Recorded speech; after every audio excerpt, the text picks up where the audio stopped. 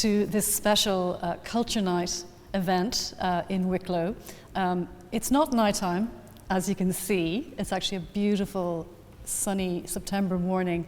We're in the grounds and house of CULTURENIGHT in Wicklow, one of the most gorgeous places to escape to. And we're here to talk about what it's like to be a writer. We're with three writers who may or may not like to be called emerging, who may already have emerged even. And we're very happy to spend the next while hearing about their work, and their work in fiction, flash fiction, short stories, novels, film scripts, an amazing range of work. And they are Olivia Fitzsimons, Cassia, Gaden, Gilmartin, and Stephen Walsh. And you're very welcome. It's lovely to see you again. Yes. It's lovely to see anyone. It is. We're really excited to be out. We're out. Yeah. And we've just been chatting about how lovely it is to meet, because we actually met 6 months ago in Wicklow for a Way with Words festival panel, and it was a dark and freezing night, and it just seems so long ago. And we had, on that occasion, we had a live audience.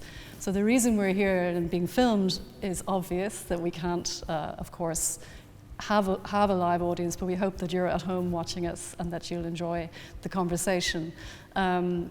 So I'm going to ask, I suppose, the inevitable question about the lockdown, the last 6 months since we met. What's it been like? What's it been like just as human beings, and then what's it been like as writers, and how has it affected your writing or even your ability or desire to write? So we're just going to start with that as sort of a catch-up. Olivia, would you like to say just how it's been for you? Yeah, the start of lockdown was actually pretty tough for me, I'll be honest. I have small children, and I write mostly and I work when they're at school. So homeschooling was a bit tough to get started with. And both myself and my husband are both self-employed. So it was kind of strange at the start, trying to keep working and manage schooling and do all those things.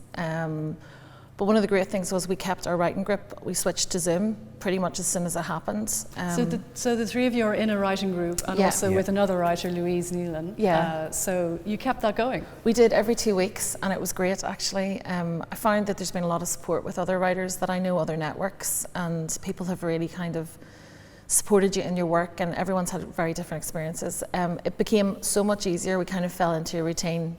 My husband wasn't working very much, so he was taking the kids out cycling, and I got an agent just before lockdown, Brian Langan. I signed with Storyline Literary Agency. Wow, great. So I had edits back on my novel, so I kind of had that to keep me going. So I had kind of a rhythm to lockdown then, and it was great to have that work to see me through, you know.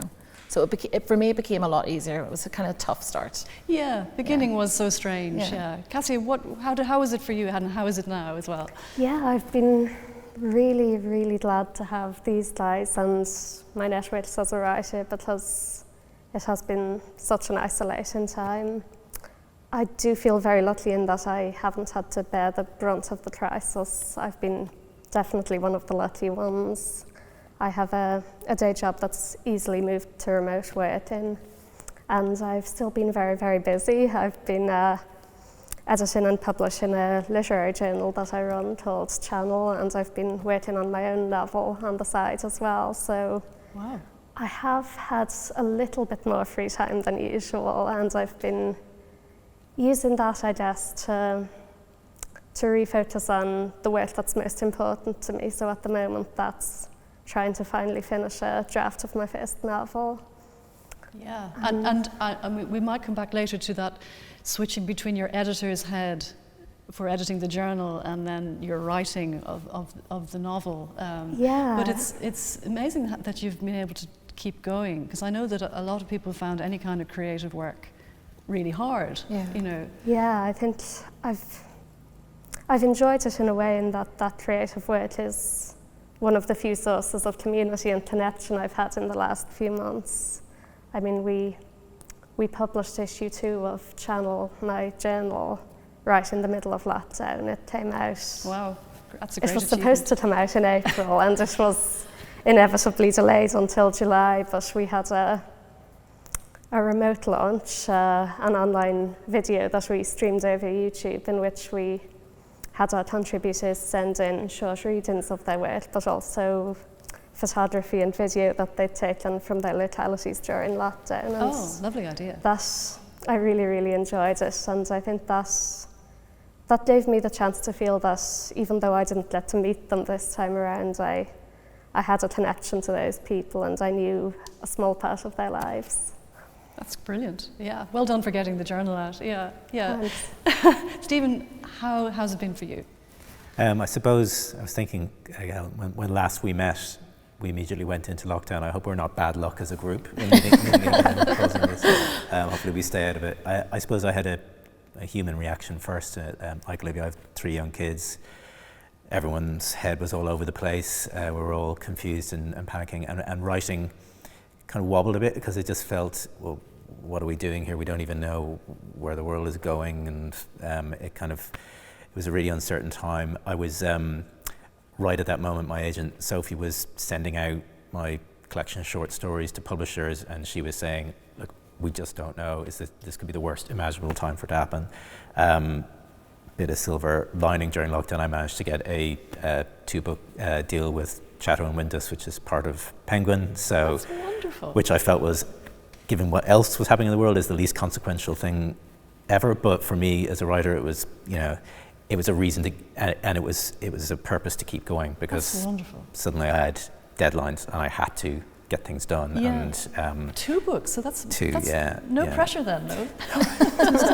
Yeah, so going through edits on the short story, that will be done by October. It'll be out middle of 2021, and then the novel will be the year after that. So in a way, I've been unbelievably lucky to have that, but it's also been lucky from a focus perspective as well, because I've had to keep going. Yeah. And it's been hard at home, juggling homeschooling, kids, all that other stuff, but it's given it kind of a reason to push forward. So It's incredibly impressive that you can do all that. The 3 of you, we've done so much. I now feel, what have I been doing? I think I was just lying in bed or something. it's been a lot of lying in bed as well.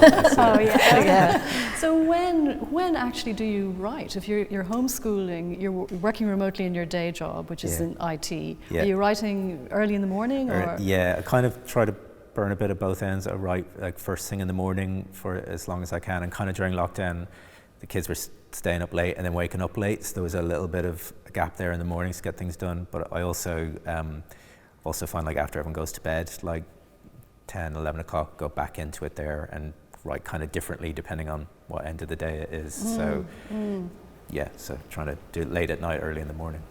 Yeah. So in fact, since we've spoke in March, you both now have agents, because I think you had just got one. I had an agent, And so that's actually been. How significant has that been? I mean, in terms of you getting the book deal, obviously it's been.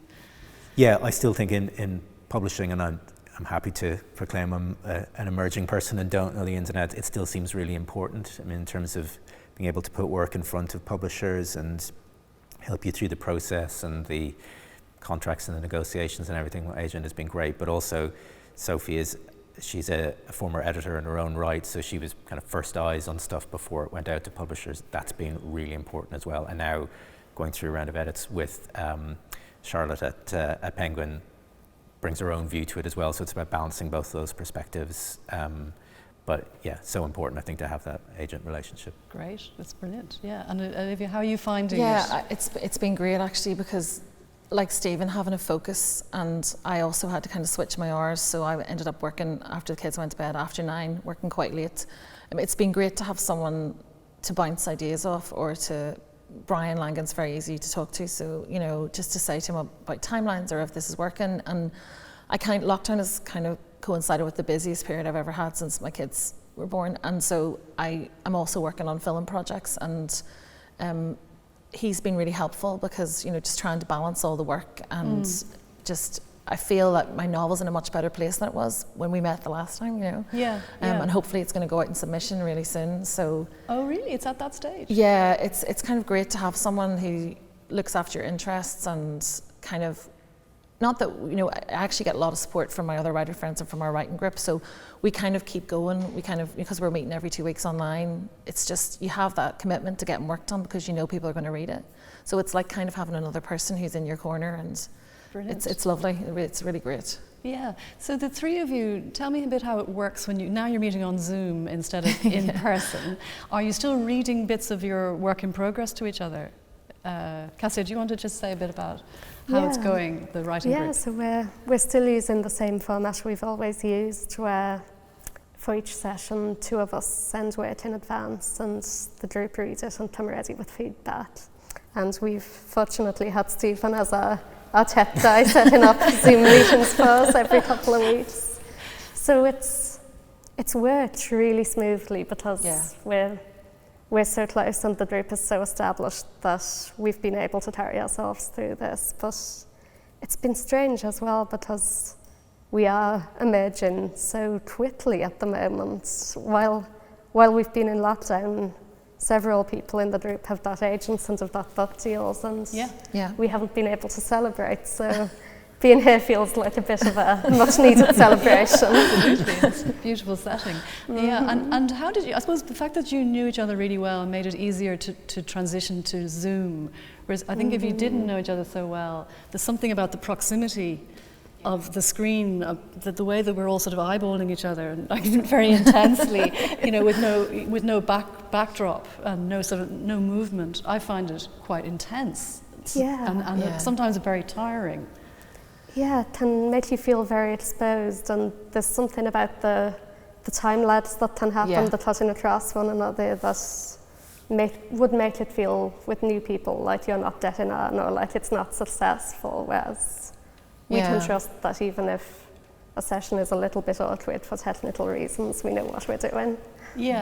Because I think otherwise it might be a bit inhibiting. You know? Yeah, we're still as positively critical of each other's work as ever, so that hasn't changed. I was wondering about that. I was wondering, during this period, have you been extra nice to each other? No. We've doubled down. Right. But you're still speaking to each other anyway. So it's quite a distance between us there. Yeah, there's a reason for that. Yeah, this isn't a safety measure. Okay, well, I think there's a transition here into actually, we've talked about you reading your work, and would you like each of you to give the audience at home a flavour of what you're working on? I see you've brought your papers.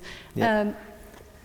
Stephen, would you like to go first? Sure. And just maybe tell us a little, is it one of your stories, or is it? It is, It's a short story. Short story. Okay. So this is the story and the collection are called Shine Variants. So this will be hopefully in bookshops if those are still open and existing in the middle of next year. Next year, great. Yeah. This is the title story from it, and it is about a man who is buying a Christmas tree with his son in Enniskerry, suitably enough for our Wicklow event, but he's under a little bit of pressure, and it's just about their journey and what he's trying to deal with. Okay. So I'll maybe just read it and go from there. Great. Okay. Thanks. Okay. So. Okay. Late. I know. Was supposed to be home at 12 to pick him up and do this thing, and now gone 2 and just getting out of the office. In my defense, busy and, if honest, quite challenging morning/afternoon, so not fully ready to step into festive season. As parting words from James still ringing in ear, re Q4, full 14% off target and deep concerns.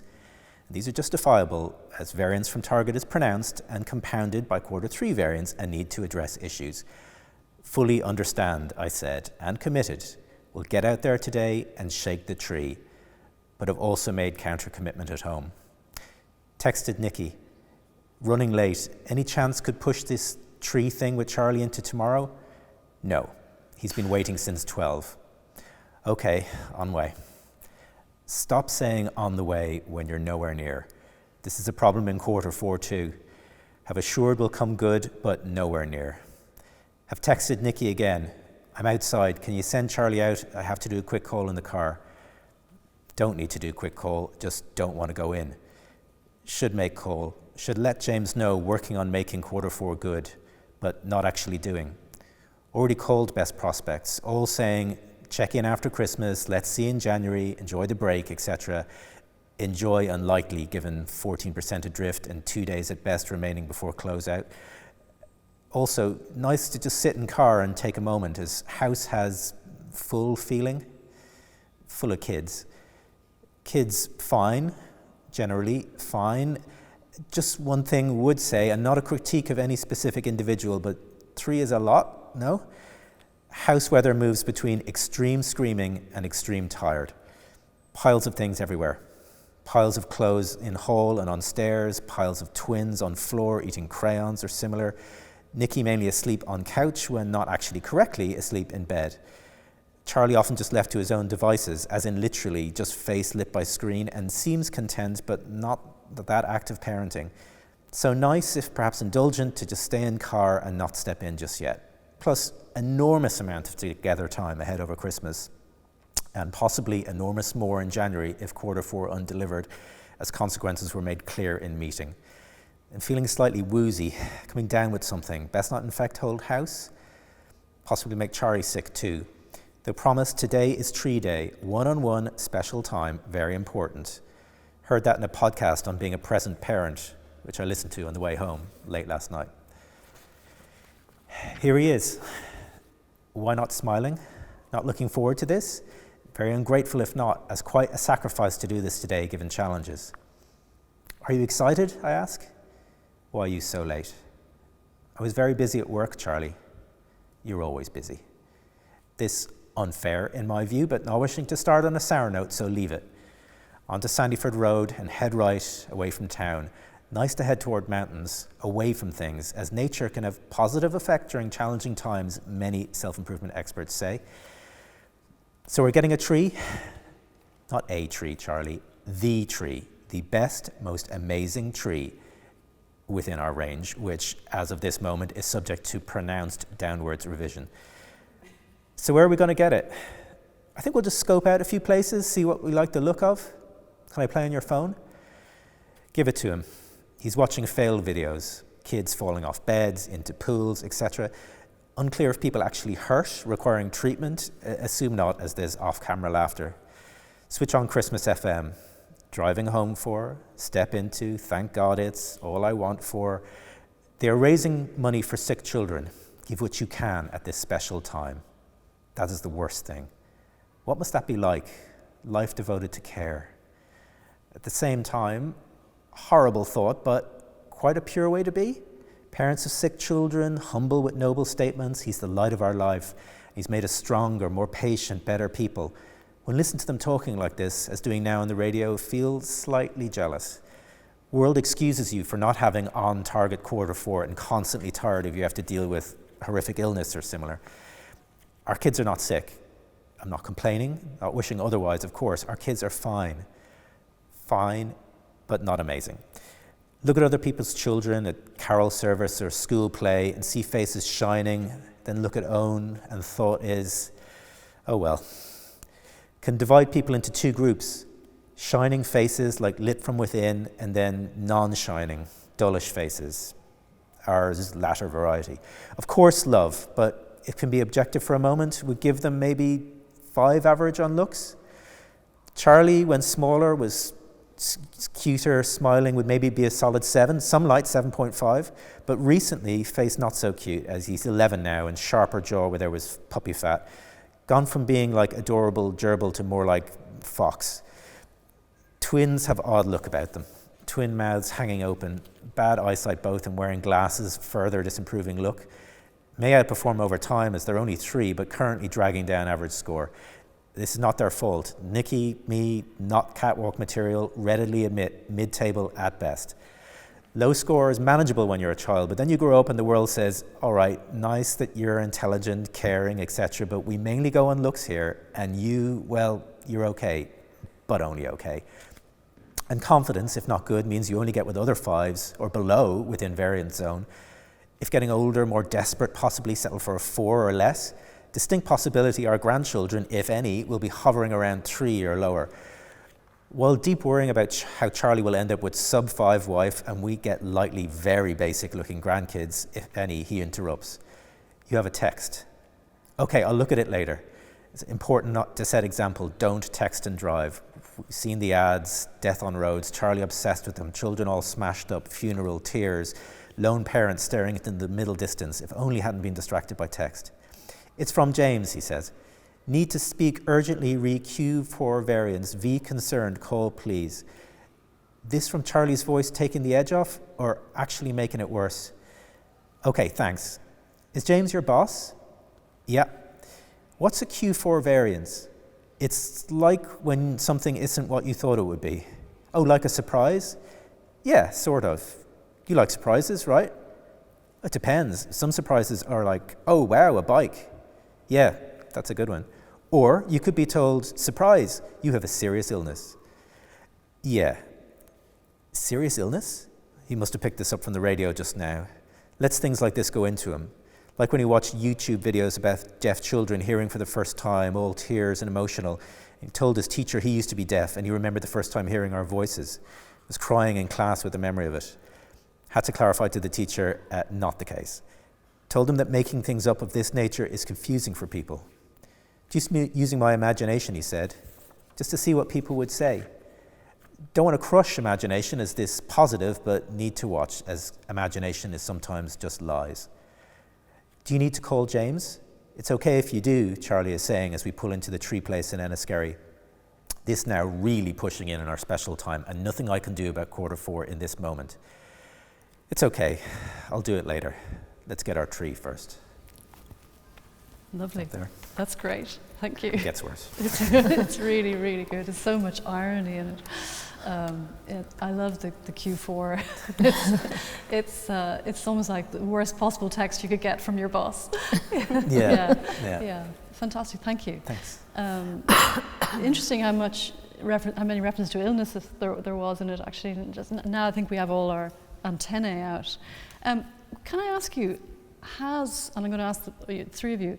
Have you had any desire to write about coronavirus, illness, anything to do with the actual reality of this time we're in? Has that crept into your writing at all? Because I'm presuming that story is much older. It is older. It predates it by a good while. Yeah. But I think my editor going through them has said there's something about this story and the other ones that people just trying to get through things while they're dealing with problems just under the surface, and we're all kind of just paddling and saying, it's fine, keep going. And maybe that's been within me all the time, pre-pandemic. So I don't think I've tried to consciously write about it, but I'm sure it's the same for everybody.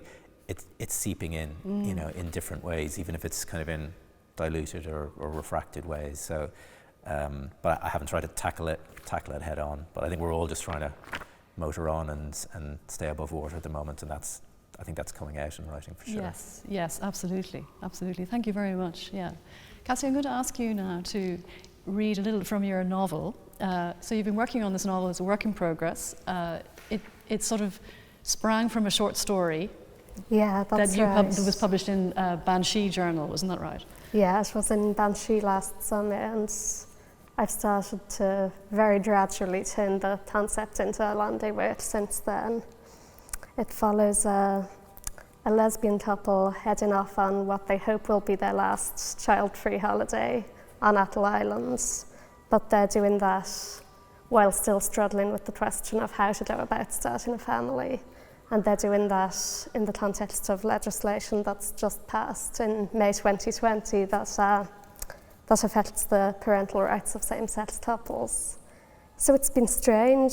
It has accidentally become a pandemic novel because being set in 2020 following this legislation, it's had to be set during COVID-19. Yeah. And I think that's had a really interesting effect on the writing.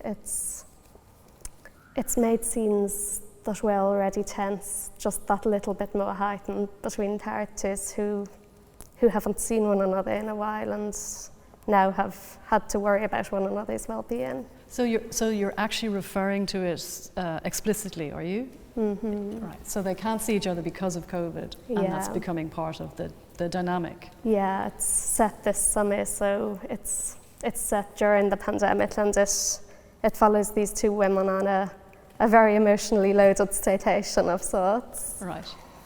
So Great. So yes, take it away. So these are the opening pages from different islands. The last thing to go in is my fish coat. A blue fleece jacket with a purple fleece fish sewn onto the patters. A button for an eye sewn onto the fish. It's old and threadbare, and Celie laughed when I pulled it from our wardrobe for the first time in years. But I got it in Attle, and it seems only right that it should go there with us. Is that everything? She asks. The boot of our ties already full. Wine bottles tucked between plastic bags full of clothes and food. She's standing on the edge of the doorstep, in a wet patch that seeps from the overwatered pot plants by the wall. She's dressed in a white sleeveless shirt and white sandals to match, as if she's expecting sunshine. A curl of smoke rises from the cigarette in her hands. That's everything. I settle the jacket over the fold-away beach chairs and try to catch her eye. This is the point when she's supposed to smile at me. I'm the one who runs back for things last minute, and she's the one who smiles about it. Instead, she stubs her cigarette out against the wall.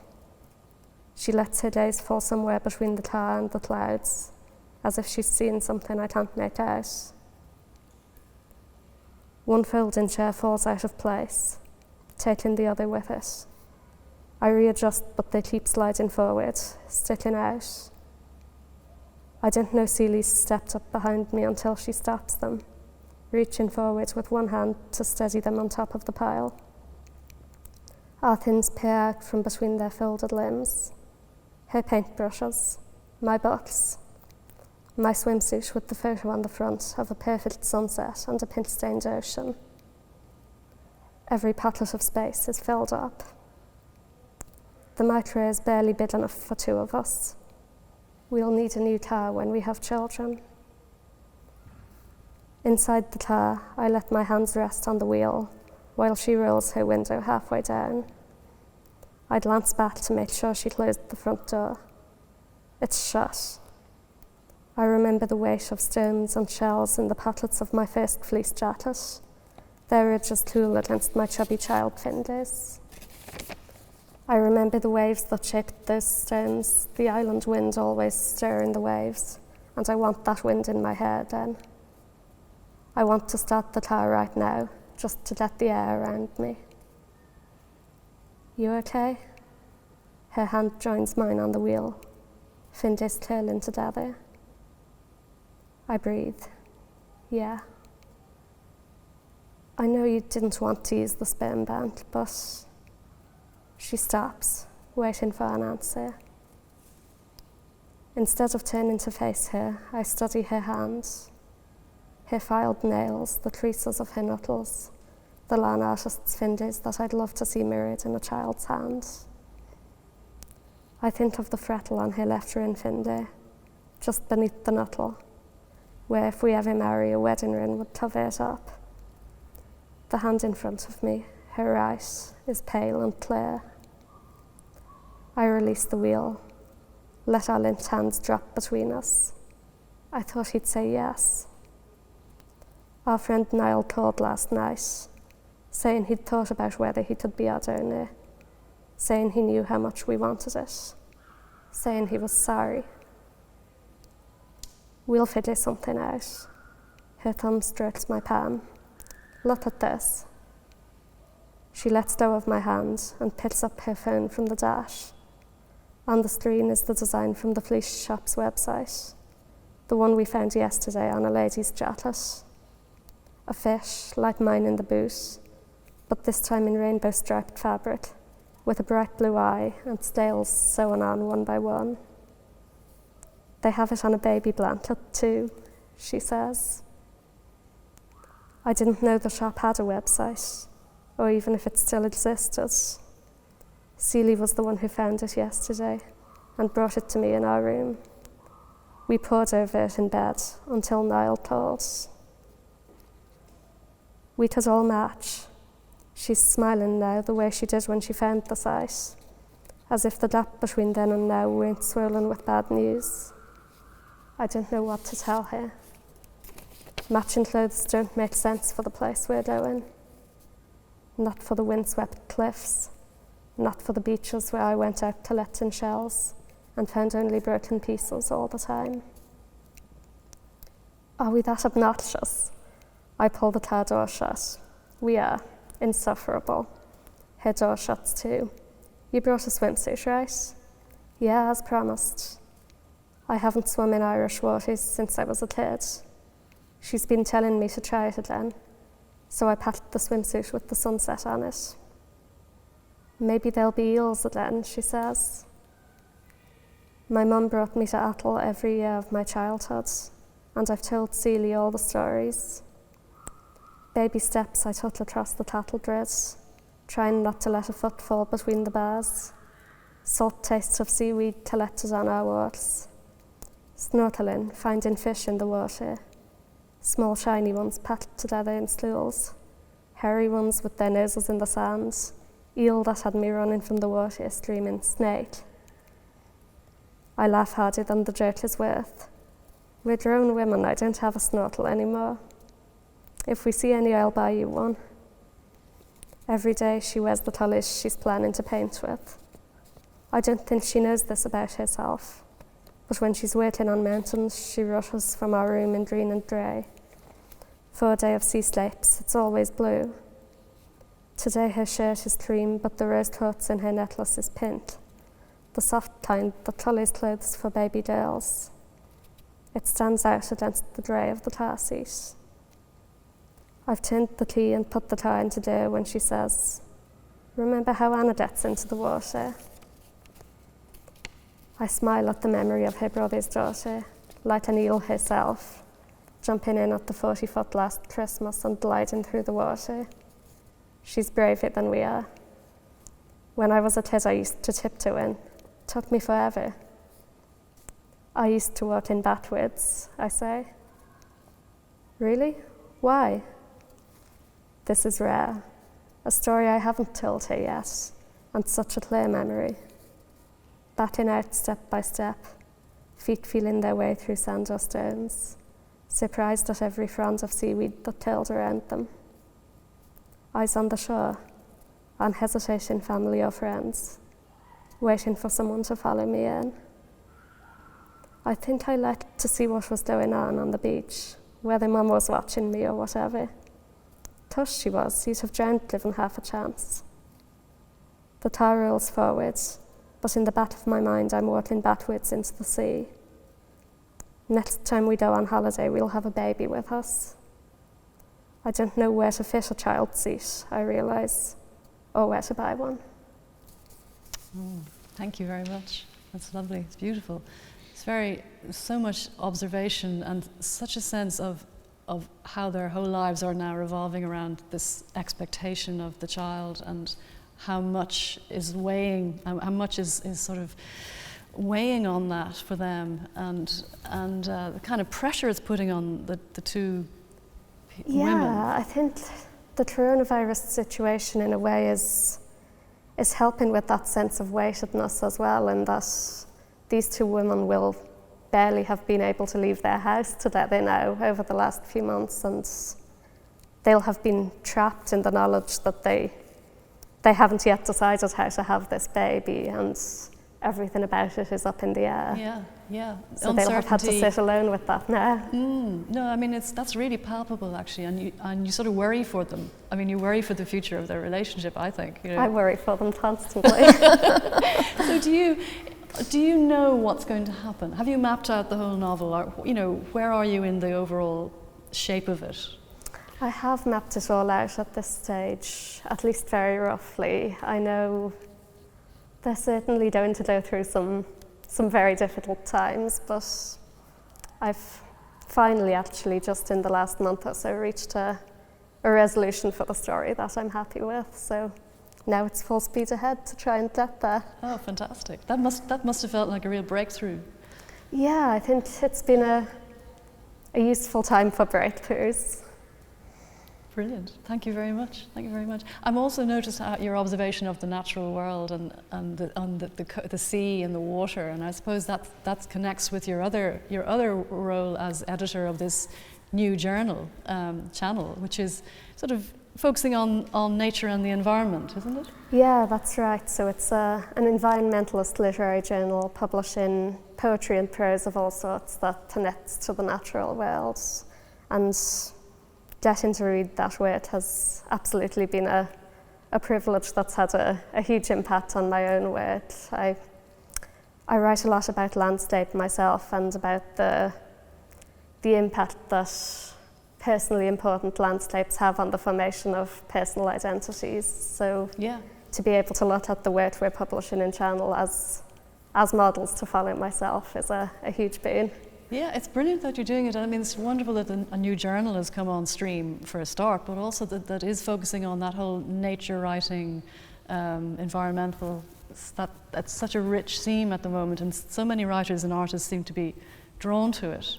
Yeah, because absolutely. There's visual imagery as well, isn't there? Photography and... Yeah, well, we always partner with a visual artist for each issue to create a cover image.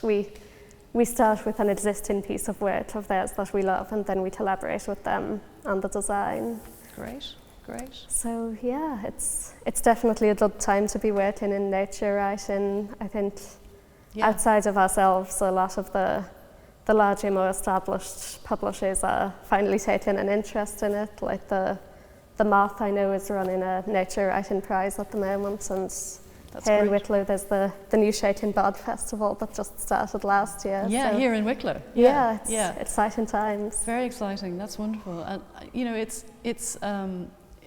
I think it chimes with our concern about the climate crisis, and in some way the COVID time has certainly in sort of March, April, I think we were all aware of nature so much more because of the lack of traffic, and you know, and we were taking respite from going for walks and being outside, and you know, and so I think that has made us appreciate our connection with the land and with, I suppose, ecosystems more broadly. So it's great, your journal.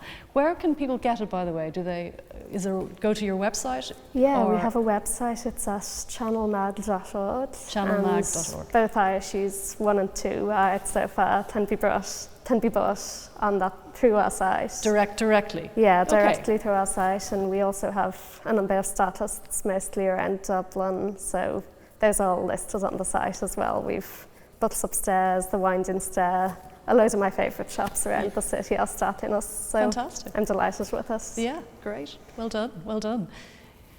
Olivia, patiently sitting there. It's okay. It's so mesmerised and listening to them read, you know, because I haven't been listening to people read in real life. I've been to a lot of festivals, like, you know, online, like Kurt, but it's so nice to be in a room and hear people read their work. It is. I think we've missed so many literary festivals. Yeah. Well, some of them were just cancelled, of course, but so many have gone online, and that sometimes if you've been on screen all day, you don't necessarily want to spend your evening, you know, looking at. I'm finding that I have a limit, you know. Yeah. Let's hope we've got people watching us now. Well, she said. It's a kind of nice mix, though, because I know, as being a parent, sometimes there's festivals that I can't go to, or there would have been, you know, talks that I would have missed. So I've really enjoyed being able to see people that I wouldn't maybe be able to catch that at the time. That's been a real benefit, actually. And particularly international writers and international festivals. Exactly. You know. Yeah, I watched a bit of the Edinburgh Book Festival. Yeah. That was fab, yeah. Yeah, it's really nice, so. Yeah. So, Olivia, would you like to read from your novel in progress that I know you've been working on, and we'd love to hear it. Yeah, so this is called The Quiet Whispers Never Stop. And it's about a mother and a daughter who have an affair with the same man 12 years apart. So I'm going to read the first chapter, part of that, and then a second chapter. The first chapter is from Patsy, the father, and the second is from Nuala, the mother. So this is Patsy's Side of the Mountain, 1994 and 1982. She was such a difficult girl. He never asked for such a difficult girl. Sam was spoilt. He indulged her too much. All the bloody time. Questions. Fucking why this and that and what and where and how, and your head would explode with the not knowing of it all. Like her mother, he supposed. Patsy said he hadn't known, and that should have been enough. Everybody knew Fionnuala was a highly strung woman, but he loved her. Always did, always would. Maybe he should have told her more often, but he was not one for much talking. Not much for a drink either, and that made him what? Suspicious? Because he was a pioneer and went to mass every Sunday and could still outrun a man 20 years his junior? The papers said he was a karate champion. Karate. What kind of stupid ignoramus printed that? Couldn't get their facts right. Judo. It was the judo that he had the black belt in. That morning he'd gone out to bring the cows in as usual and taken the wee lad with him. John Paul loved the cows. He could see the gentleness in his son's hand, steady, measured even as a toddler. He'd be a good farmer one day, take over the place. He carried the wee lad on his shoulders down in the early light, both of them munching on 2 hard toast, just passable for a first breakfast. He threw out the drop of cold tea from his tin cup as they arrived in the shed, wooden slants rising solid against the upcoming sky. Sat the wee fella on the corner of the pillar. Pure excitement rose in his son's eyes as the cows started to come in, driven by routine and the smell of their masters. Usually it barely took a call for them to come with their ungainly fat horse cantering, but that morning there was a desperate lowing. The cow and calf had stayed in the corner of the field. A few others gathered round her. He could see she needed help, but he got the rest in first and sorted them for milking as quick as he could. He thought about going up to the house and getting his wife, but then the daughter would come and she was so skittish, nothing would settle around her. So instead he tucked the wee boy under his arm against him, his hip flask of a child, and marched down thinking his son would remember this, the smell of birth and the feeling of easing a living thing into this world. That was something, really something, that. The real cut of that. They would always have this together, even if his son didn't remember, and even if Patsy eventually forgot. It would be inside them, marked like the coloured dip on his neighbour's sheep, the red daub of living. Except the cow did not look so good when he got there, lying on her side, low, low breaths, dangerously low. He placed his son tenderly on the ground beside her head, and the child instinctively put his small hands on her face, rubbed their length down her nose, like a little prayer, and he smiled at how right he was about the boy. As he did so, he felt the warm ooze along her belly, slick on his hands. She was sliced, not wide open, but enough. Patsy reached inside the mother and found nothing, no calf. The boy was standing in a pool of blood, his pyjama bottoms soaking it up like a paper towel on a kitchen spill. The light was coming up and around now as he searched the field for her newborn calf.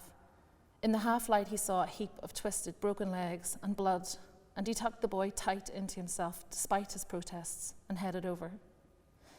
He had never seen such destruction. The animal had been kicked, limbs contorted into an unnatural mess.